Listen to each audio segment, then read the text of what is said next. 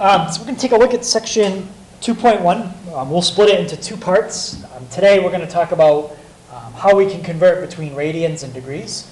And tomorrow we'll look at two special formulas, one for what's called arc length and one for for area. All right, so today we're just going to focus on how we convert between radians and degrees.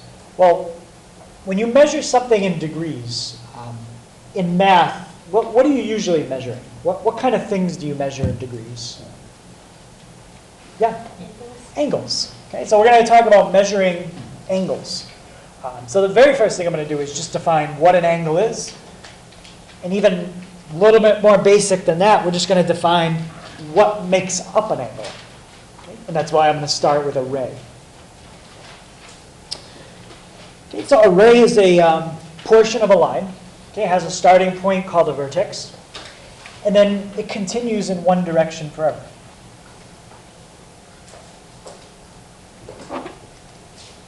So here's an example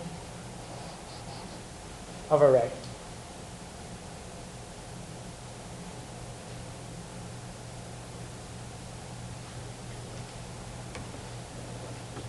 Now, that's not an angle, that's a ray. So what we're going to do now is if you take a second ray and add it to that picture, then we can create an angle.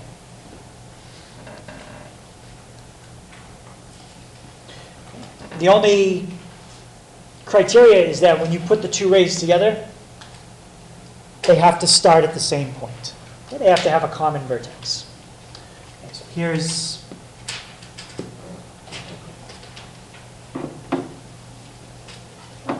another ray. And if I put them together just like that, now those two rays form an angle.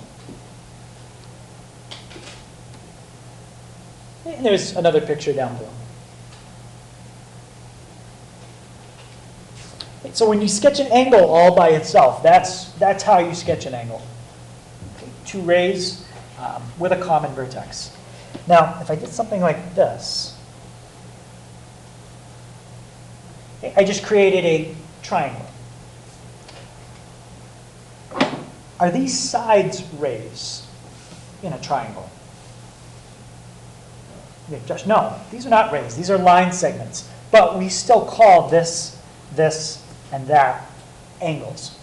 So the definition that I gave you for an angle, I'm referring to an angle all by itself, not part of a shape. When you have angles in shapes, like triangles or squares or whatever, then the angle is usually formed from two line segments, not rays.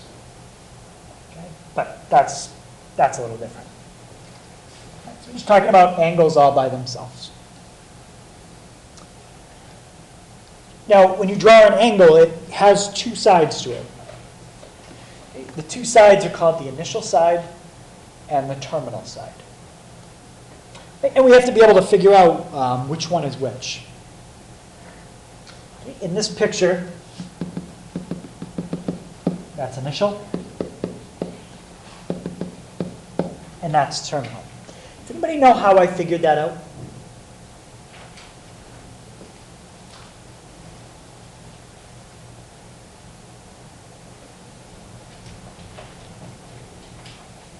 Sure, I think I have another one that's pretty much the same kind of picture. That's initial and that's terminal, but now I kind of drew a little hint on the picture. Okay, so looking at that, does anybody see how I figured out which side was initial and which side was terminal? Josh? The terminal side is the one that creates the angle. Can you be more specific? Well, you need both sides, right? Right. It ascends from the initial line that was made. If that makes any sense. How about other? Yeah, let's build off that. Maybe we can kind of continue that thought a little bit. So an angle starts from the initial side, like how you have the arrow pointing towards the terminal side? In which way am I going? If you wanted to describe that motion from the initial to the terminal side, think about movement on like a circle. Which way is that arrow going? counterclockwise. So that's the key. That's how you can tell which side is initial and which side is terminal. So if you just have two sides like that, you go from one side to the other side counterclockwise. All right? And that's, we start at the initial and we end at the terminal. Right? So that's how you can tell which side is which. It gets a little fuzzy when you start to do things like this. When you start drawing angles that are bigger than 180, but it's still the same idea. This is initial, and this side is terminal. I'm going to give you an even easier way to remember it, but that's pretty straightforward. You just go counterclockwise from initial, heading towards the terminal.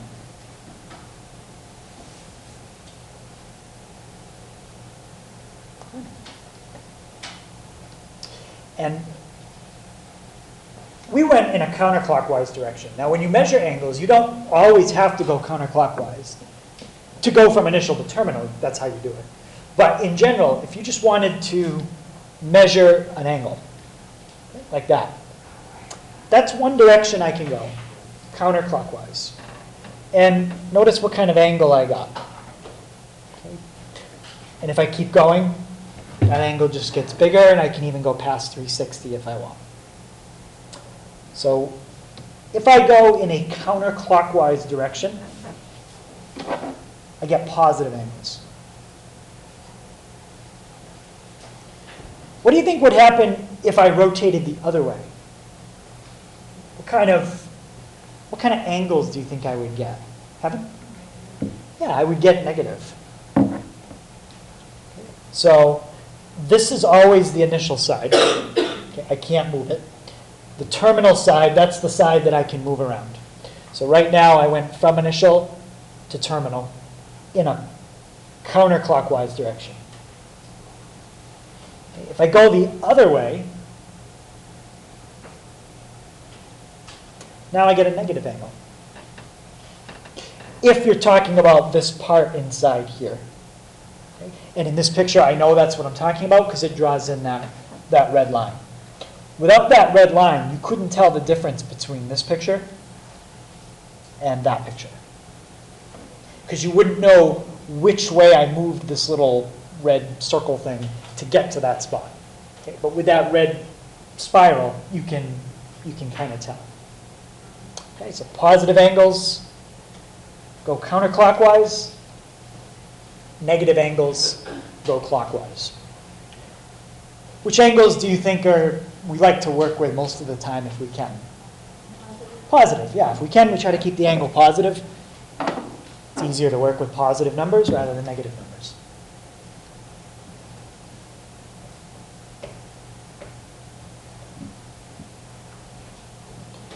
And just by me using that program where I was sketching those angles, you might be able to see how you could turn an angle that's negative, like negative 90,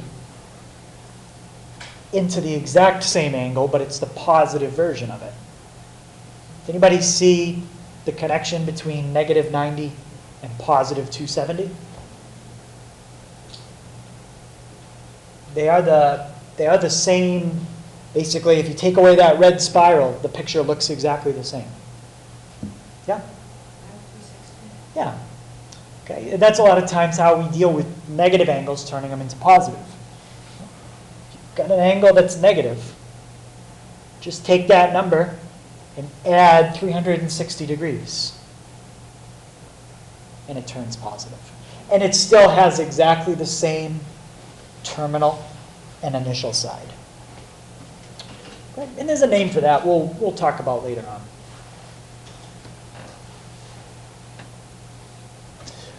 All right, so what makes finding an initial side and, bless you, a terminal side easy is if you draw the angle in standard position. Okay, two things have to happen for an angle to be in standard position. One, you have to have your vertex of the angle at the origin. And two, you put the initial side on the positive x-axis. If you draw an angle and it meets those two criteria, then you've drawn an angle in standard position. Okay. That's a picture of an angle in standard position. Vertex at the origin. Initial side is on the positive x-axis.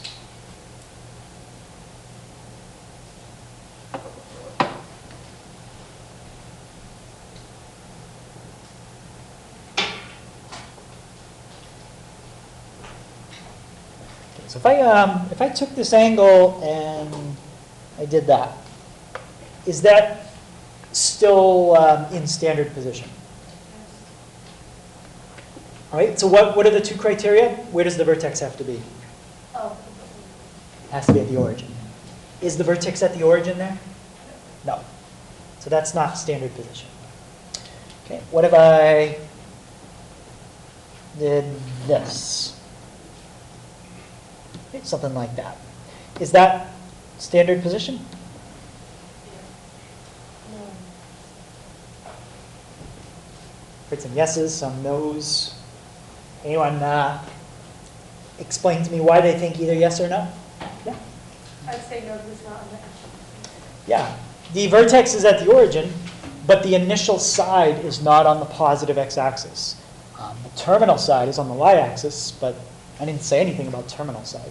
It's the initial side. Okay? So that is standard position. Okay. Any questions on what it means to sketch an angle in standard position? Okay, so that's the background about angles. Okay, kind of defining them, describing them, naming the sides, stuff like that. Now we're going to talk about how we measure them. Does anybody know the device that you can use to estimate an angle? Matthias? Protractor? You can use a protractor. In this class, we really don't do that. It's not like I would give you an angle and say, here's a protractor, I want you to measure it. The kind of problem I would give you about an angle is I'd say, here's an angle that's 40 degrees, convert it to radians. Okay, so we just convert units. So we don't actually measure angles. All right, so first thing I want to see if people know the connection between degrees and one full rotation. Does anybody know the relationship between one full rotation and how many degrees that would be? Eli? 360, right? Yeah. And now, by knowing this fact, you could tell me any number of degrees or tell me any number of revolutions, and I could convert it for you. Okay, very easily. Okay, so just kind of off to the side, this part, you can just watch me do this. You don't have to write this part. But if I wrote down in one revolution, there's 360 degrees. And now somebody name any number of revolutions. It can be decimal, anything you want. 3.5. 3.5 revolutions.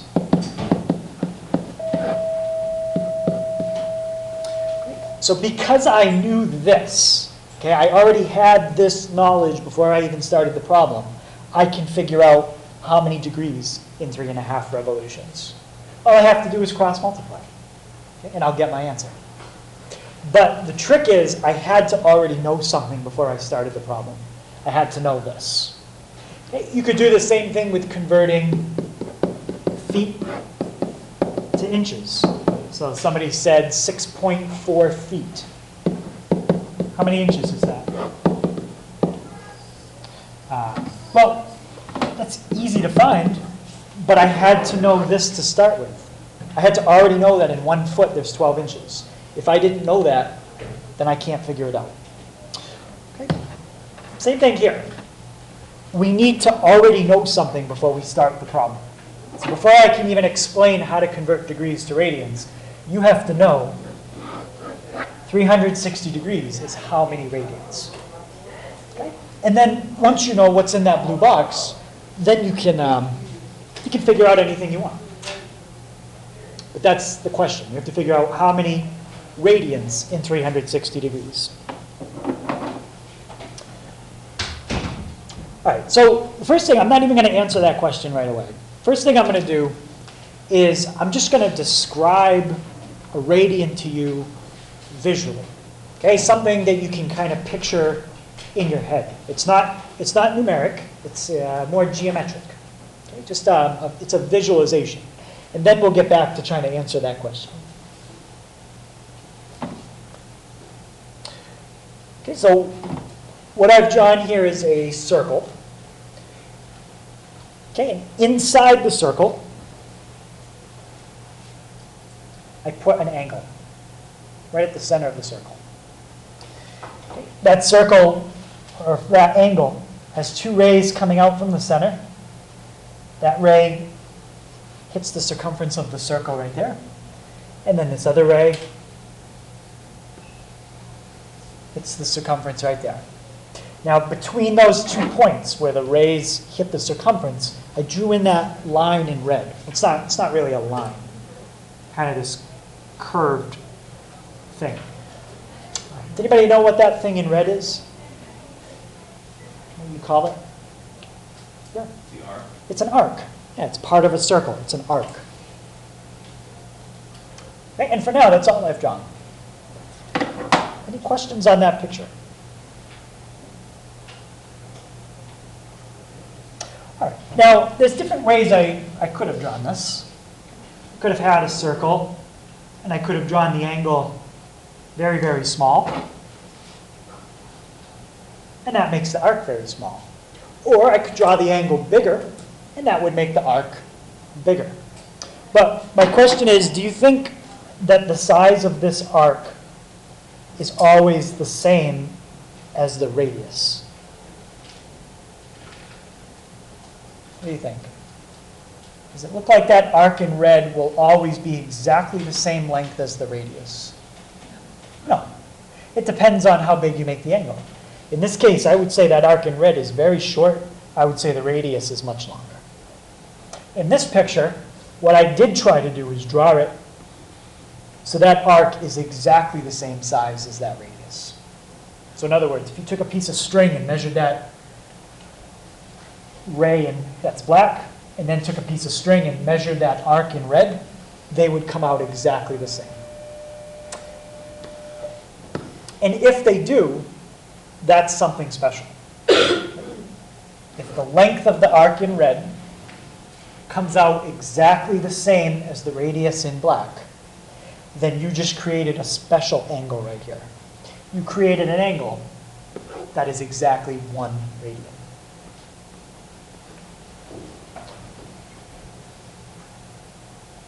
Okay, so that's something you can kind of visualize. The size of this arc and the size of this radius come out the same. If you could measure them, then you just created an angle that's exactly 1 radian.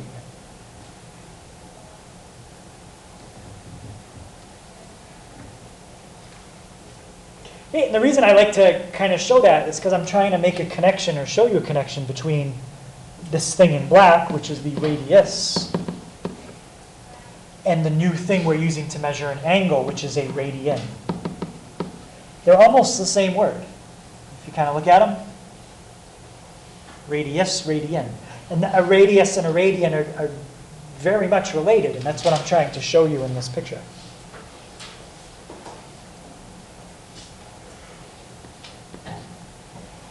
Now, I just added RAD after the 1. I don't have to write that. I'm going to talk more about that, but in general, when something's measured in radians, the book and most other books do not write RAD after it. Okay? I did for now, but in the future, I won't. Okay, any questions on that picture? Okay, this fact is very important, and it's going to help us tomorrow when we talk about arc length in general. Okay, we're not really going to talk more about arc length today, but tomorrow we will, and we need this fact. Okay, so keep that in your notes somewhere. All right. So now let's get back to actually figuring out something numeric. Okay, figuring out the answer to what goes in this blue box. Well, we can't figure it out from scratch. Okay, we have to already know something to figure it out. Okay, and I'm going to give you a fact that's going to help us. Okay, and that's this fact. Okay, you just have to trust me that this fact is true. But without it, there's really no other way I can answer the question up above.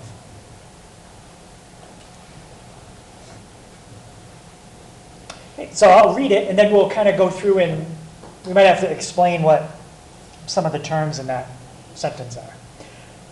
So basically it says if you measure an angle in radians, okay, forget about degrees, but if you measure an angle in radians, and then you measure the arc on what's called a unit circle, those two numbers will come out exactly the same. Okay, let me say that again. If you measure an angle in radians, and you measure the length of the arc on this kind of circle, the two numbers that you measured will come out exactly the same every time.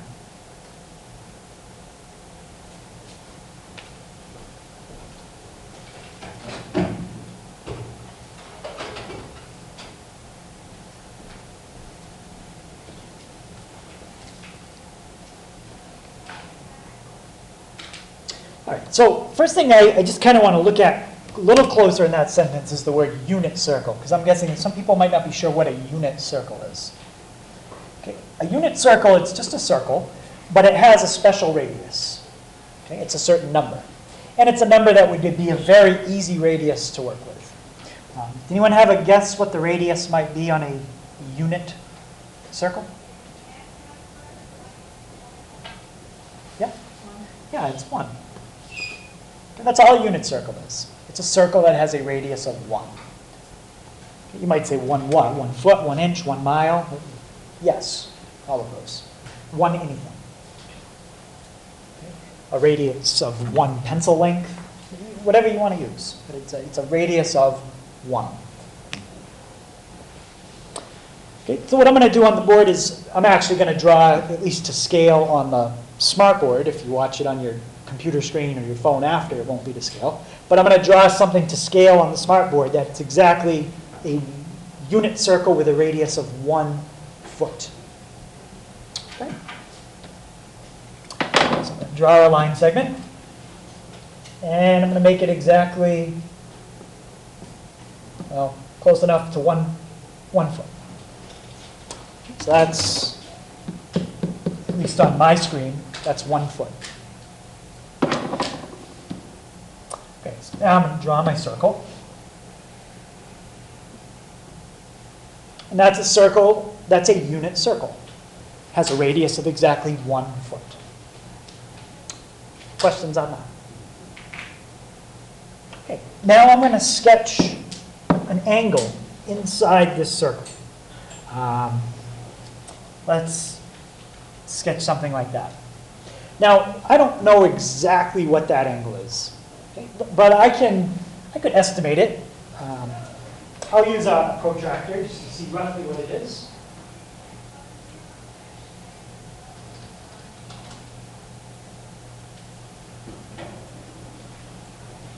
And hopefully I can figure out how to use this.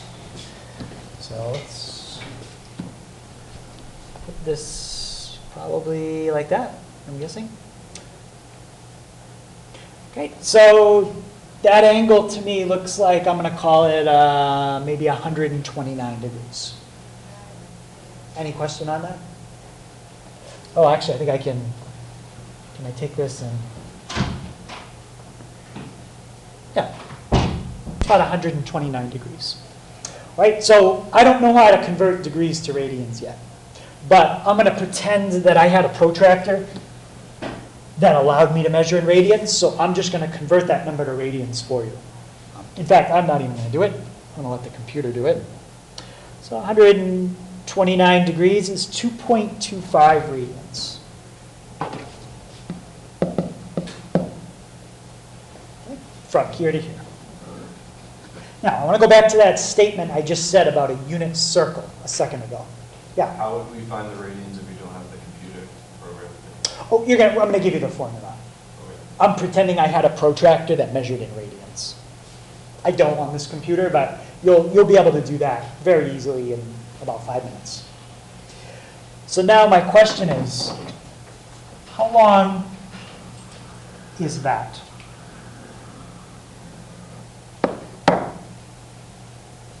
Okay, and what I'm trying to do right now is explain this to you with an actual example.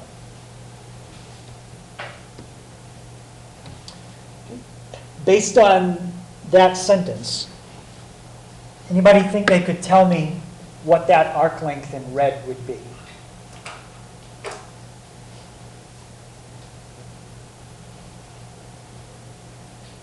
Mm-hmm. 2.25. What were my units for the radius? Feet, yes. That arc in red is 2.25 feet. How did you know it was exactly 2.25 feet? Because it says that the measure in radians is equal to the length. Yeah. Or like a unit circle. Exactly. If you measure an angle in radians, which I did, 2.25, it is equal to the length of the arc on a unit circle, which everyone agreed earlier that is a unit circle. Okay, so this angle in radians is exactly the same as the length of the arc. 2.25 radians, 2.25 feet. If I made this 3 radians, this arc would be 3 feet. Okay? Well, it's not to scale anymore because I made the screen smaller. But if I make it back to scale, now it's to scale again. Any question on that idea? So what we need to do now is figure out a connection between something in radians, okay, and then the size of the arc. So I want to figure out, I'm going to kind of work backwards. Before we started with this, and we figured out that. Okay? Well, let's figure out the circumference of this circle. Because if I can find the circumference of this entire circle, that's the angle that goes all the way around. They're the same number. Remember, the size of the arc and the size of this angle are always the same. So I want to find the circumference, and that'll tell me how big the angle would have to be to go all the way around in radians. Okay? I already know what it is in degrees. It's 360. But I want to know it in radians. So does anybody remember what the circumference formula is? How do you find the circumference of a circle?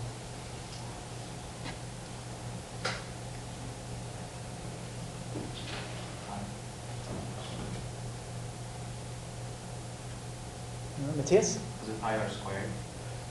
That is for a circle, but that's the area. That's for the area. But the circumference has some of the same things in it.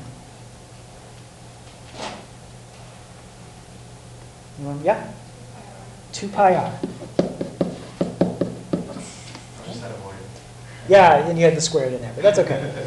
So if I can figure out the length of the arc that goes all the way around the circle, which we call the circumference, that's exactly the same as the angle in radians that goes all the way around the circle. And that is the question mark. How many radians to go all the way around the circle? Okay, and then we'll know. So just find the circumference, and it comes out numerically equal to the angle. So circumference is 2 pi r. What's r in a unit circle? Well, it's a number. It's actually up there. 1 foot, 1 inch, 1 whatever, but it's 1.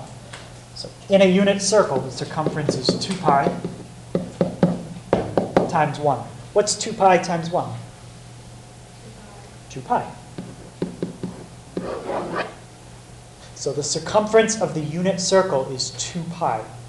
And that number is exactly the same as the angle in radians that goes all the way around the circle. So if the circumference is 2 pi, then the angle is also 2 pi. So that's the question mark. Angle that goes all the way around the circle is exactly the same as the circumference. Now I know a connection between degrees and radians. 360 degrees equals 2 pi radians.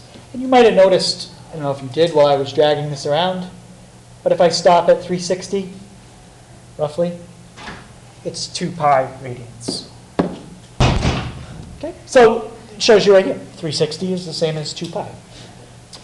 Now, that fact is true, but I don't think it's the easiest thing to work with, because that's like if I wanted you to convert between feet and inches, and I said to you, in 4 feet, there's 48 inches. Yeah, that's true, but there's an easier way I could say this. There's a smaller way I could say this. I could divide each side by 2. And that makes the numbers easier to work with. 2 feet is 24 inches. It's an easier fact to understand. It's smaller numbers. So in 360 degrees, there's 2 pi radians. But if I divide each side by 2, what do I get on the left? 180 degrees equals pi, radians. And that's true, but that's like saying this is true. There's an even easier way to say it. When you give someone a conversion, what number is usually in the conversion? Any conversion. You convert gallons to pints, hours to minutes, feet to miles. There's a certain number that you usually have in the conversion, and it's usually not one of these. 1. Think about any time you give someone a conversion. In 1 day, 24 hours. You don't tell someone in 3 days they're 72 hours. You make it simple. 1 day, 24 hours. 1 minute, 60 seconds. Things like that. So in order to get a 1, let's look at the 2 feet and 24 inches. What could you divide each side by to create a 1 somewhere? Yeah, you could divide each side by a 2. Well, let's do the same thing here, except we'll divide each side by 180.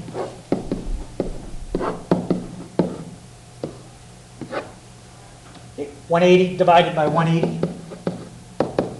That cancels out, and you're left with a 1 on the left. And you get on the right pi over 180. You don't do that out, you just leave it. Radians. So now this is a formula that tells you 1 degree is that many radians. Well, let's say I wanted you to convert 2 degrees. What could you multiply each side of this equation by? 2. Yeah. Okay. In that dotted circle. Okay. Just put a times and a times. Just fill in whatever you want to convert. 2 times 2. So now in 2 degrees, there's 2 pi over 180 radians. What if I wanted to do 8 degrees? Yeah. Multiply the left by 8, multiply the right by 8, and now there's your answer for 8 degrees. It's 8 pi over 180. So the trick, take whatever you want to convert to radians, multiply by pi, and then divide by 180. Okay? That's the shortcut for how you change degrees to radians. Multiply by pi,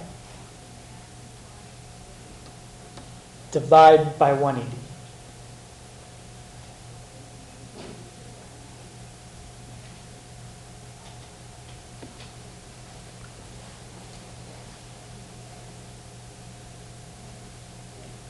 So if I had 12.6 degrees and you wanted me to change it to radians, I would take 12.6, I would multiply by pi, and I would divide by 180. Just filling in what's in that dotted circle each time. And sometimes I can simplify. They might ask you to round this off to 2 decimal places. We can do that as well.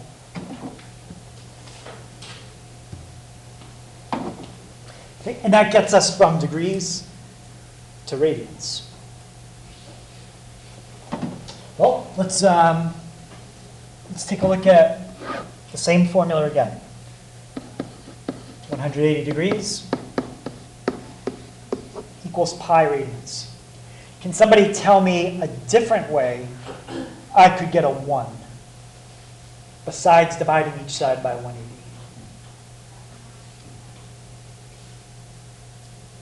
That got a 1 on the left. Is there another way I could get a 1 here? Yeah, Josh? Divided by pi. I could divide each side by pi. And divide by pi. What that's going to do is get a 1 on the right. In 1 radian, there is 180 divided by pi degrees. So that tells you numerically how many degrees in a radian. If you want to know, type in 180 on your calculator and divide by 3.14. It's about 57.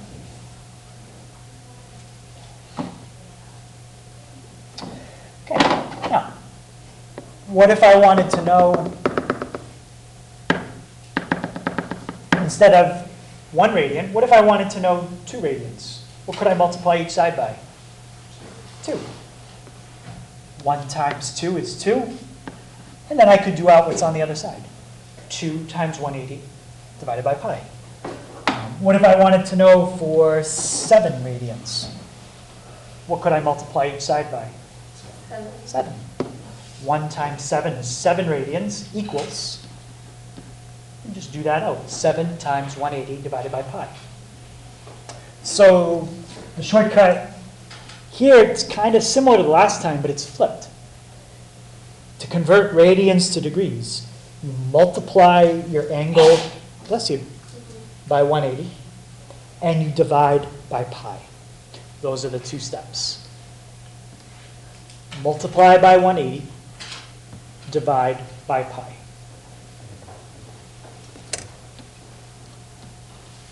Now, I think what's a little tricky about these 2 steps is they're very similar. One you multiply by pi, one you divide by pi. One of them you multiply by 180, the other one you divide by 180. So it can be a little tricky to try to remember which one is which. So I'm going to give you a kind of a shortcut in how you can memorize these 2 things pretty easily. Okay, kind of a trick.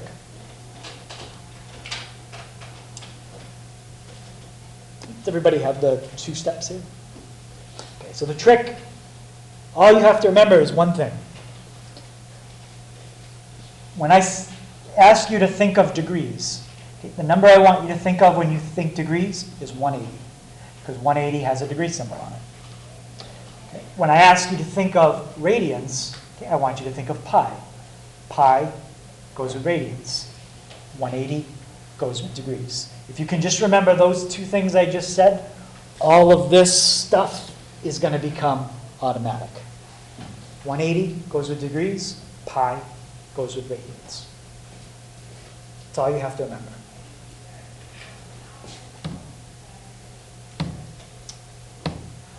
Okay, so let's try converting first from degrees to radians. Okay, so they gave me 60 degrees. Now, to convert every single problem, you're either going to use pi over 180, or you're going to use 180 over pi. You're going to use one of those 2 things. We just have to figure out which one. So either memorize what I just showed you, all the steps on the other page, or we can use kind of a trick. Okay, think of 60 as a fraction. 60 over 1. Same thing as 60. You have degrees in the top. Your goal is to get radians. So you want degrees to cancel. You want it to disappear. Well, on the fraction right here, where would degrees have to go to cancel out degrees? Yeah, it would have to go in the bottom. If you multiply 2 fractions together and you want something to cancel, one thing has to be in the top, one thing has to be in the bottom. So we're going to put degrees in the bottom, which means what unit is going to be in the top? Well, what unit? Radians. Yeah. So radians is in the top, degrees is in the bottom. What's the number I said to always think of when you think degrees? That's your 180. And the number you think of when you think radians? Pi. So for this problem, that was how you do it. Okay?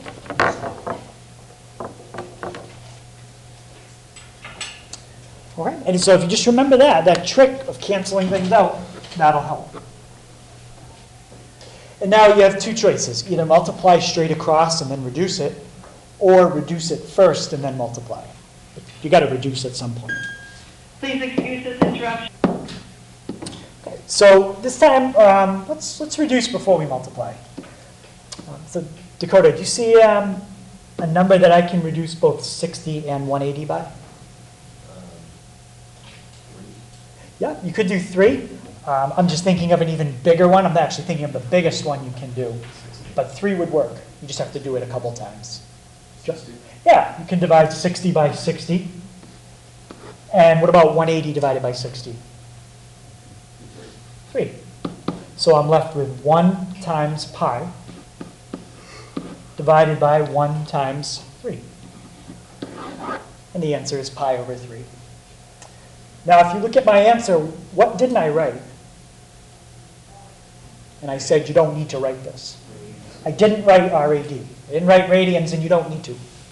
Okay? Anytime you're talking about an angle, if you want it in degrees, you have to put the circle.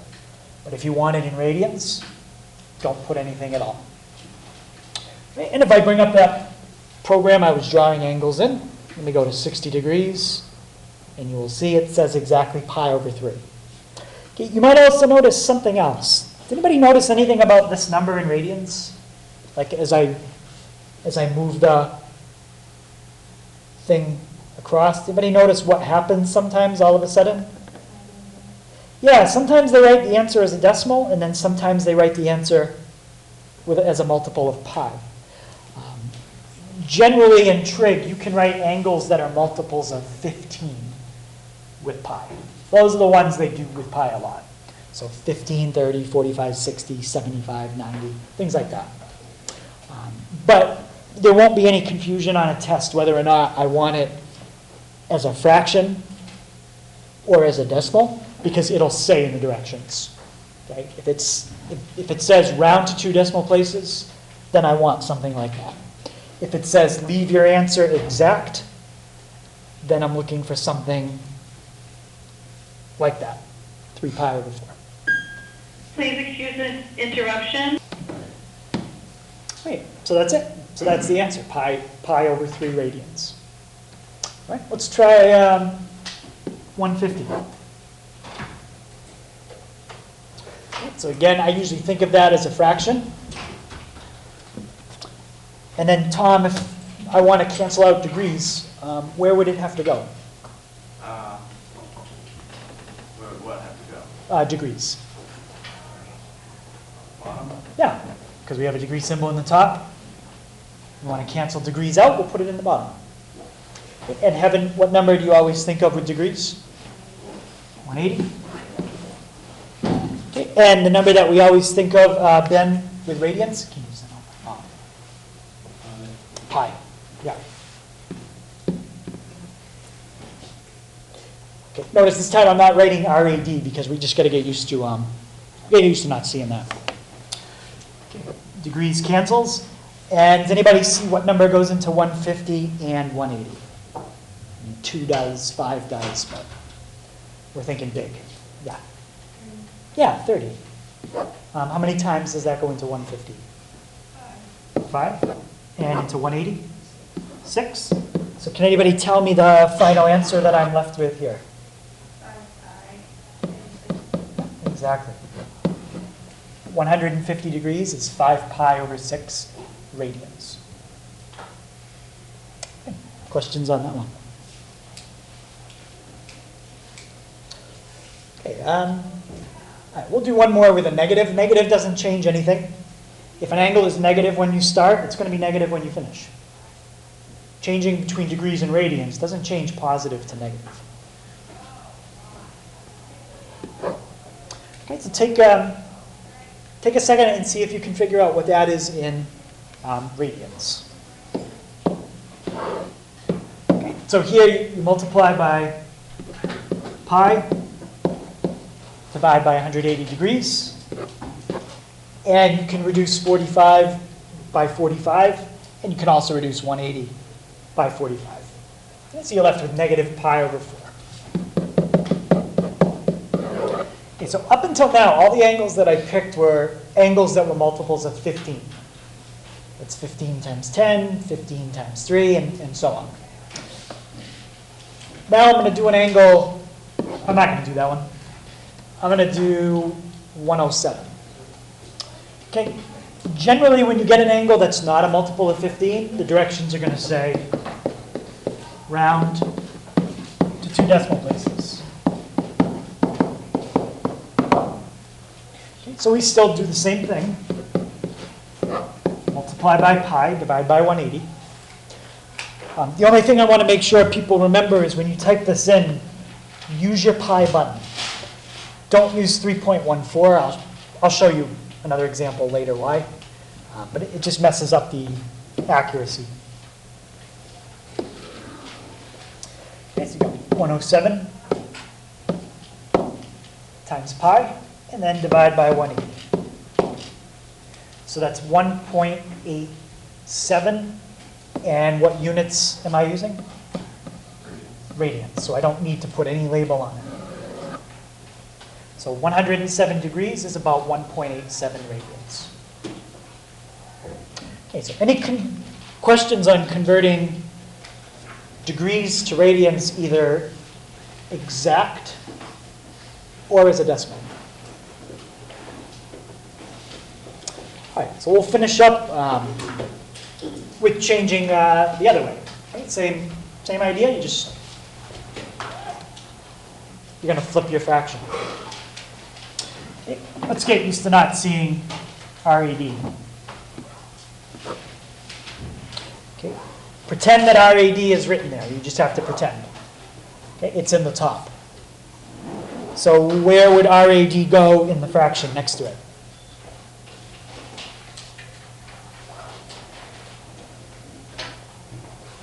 Yes? Yeah, so the radians would go in the bottom, and that would be pi. And your degrees would go in the top.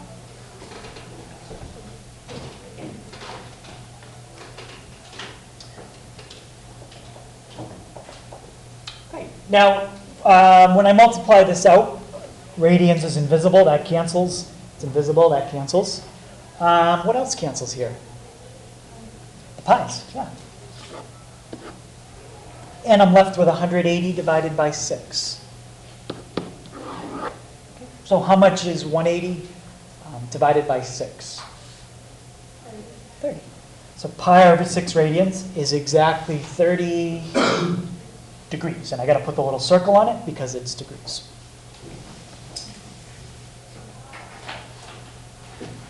Any questions on that one?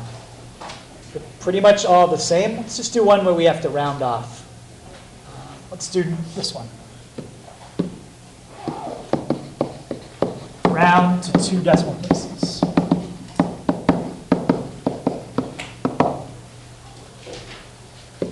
Okay, I'll leave RAD there. Again, you got to get used to not seeing it. But.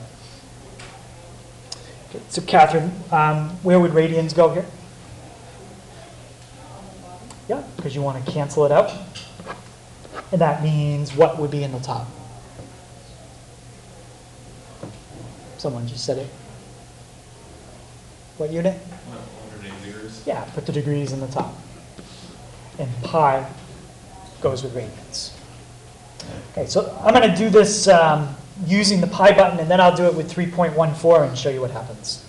So 3 times 180 is 540, divided by pi, and we get 171.89 degrees. Now, let's say instead of the pi button, you use 3.14. It's going to mess that up a little bit. There's 3 times 180 divided by 3.14. Okay, I get 171.97 versus 0.89. Okay, 89 and 97, that's kind of off a little bit. So stick with the pi button. Okay.